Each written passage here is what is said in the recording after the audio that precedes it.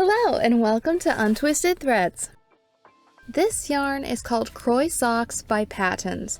The 75% washable wool, 25% nylon yarn features 18 colors and patterns. The colorway we chose is Plum, a soft, cool purple. This 50-gram skein with 152 meters and 166 yards works up as a fingering weight yarn. The suggested gauge using 2.75 millimeter needles is 32 stitches by 40 rows in 4 inches or 10 centimeters. For today's swatch, I'll be using a 4 millimeter needle.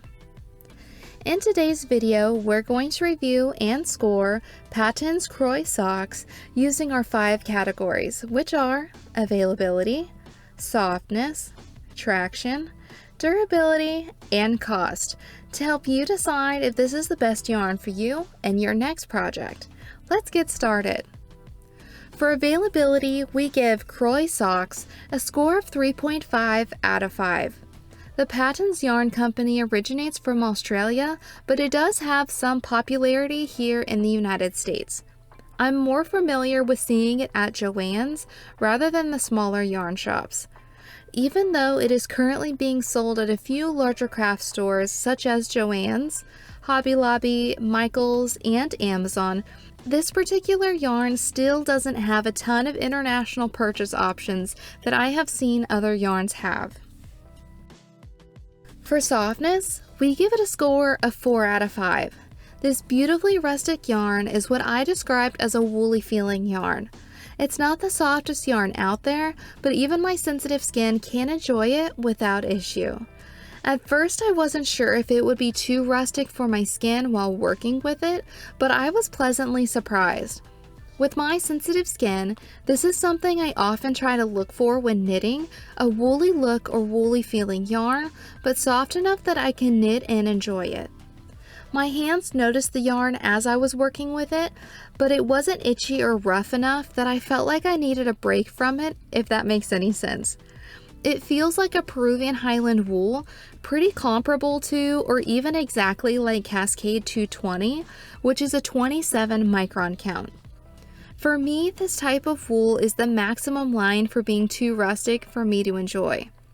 I imagine the superwash treatment of this yarn is what adds that little extra amount of softness that would allow me to be able to wear it comfortably.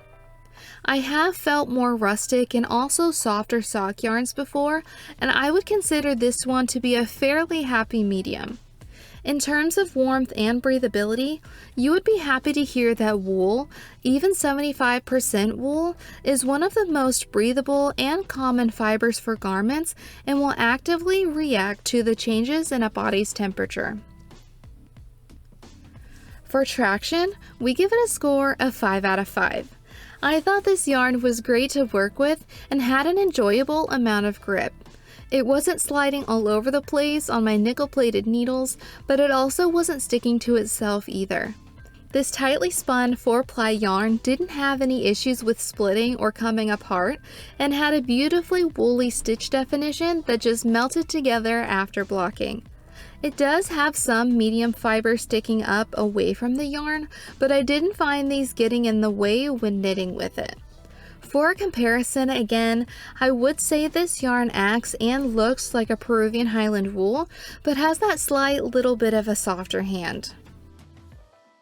For durability, we give it a score of 5 out of 5. The label doesn't clearly say what kind of wool is used in this yarn, but it does mention that there is 75% wool on the label.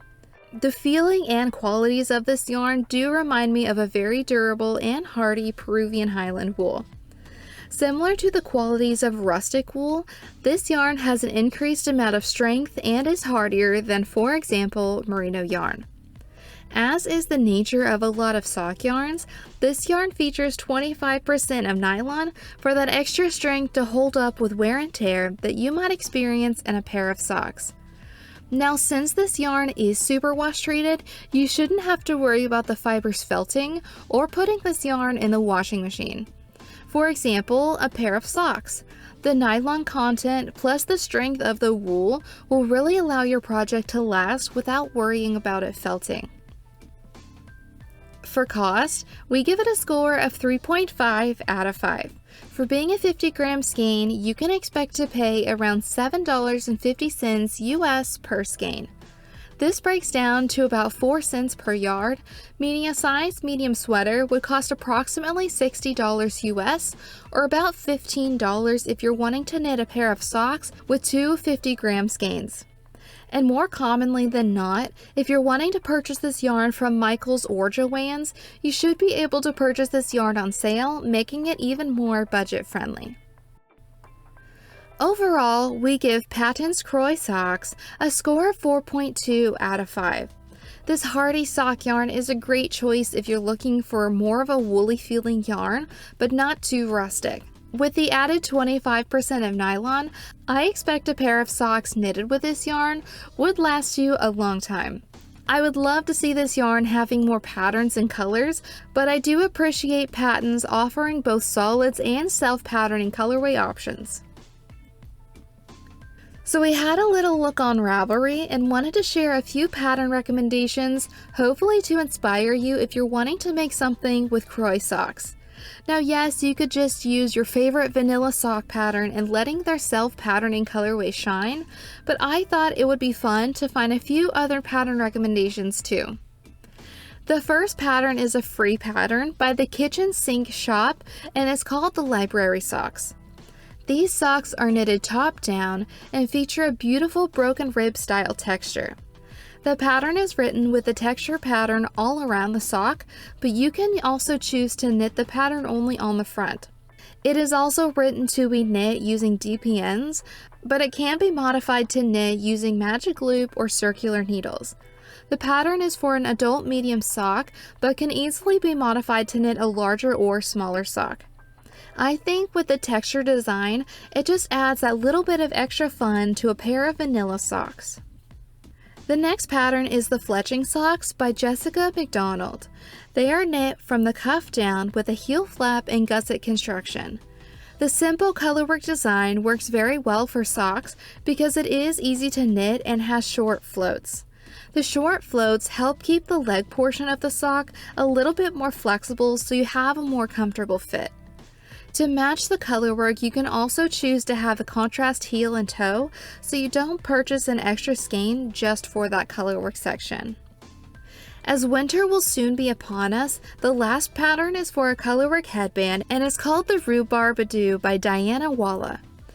By using multiple different colors for the colorwork design on the headband, it will create a double thickness to this fingering weight yarn.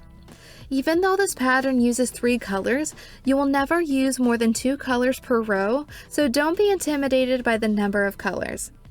It is written to fit a head with a circumference of 22 inches or 56 centimeters. However, sizing can be adjusted using needle size, yarn weight, or adding and removing chart repeats. Have you used Patons Kroy Socks yarn before? What yarn would you like for us to do a review on next?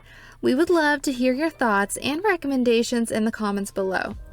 If you enjoyed our review, please give this video a like and subscribe to our channel, and we'll see you next time.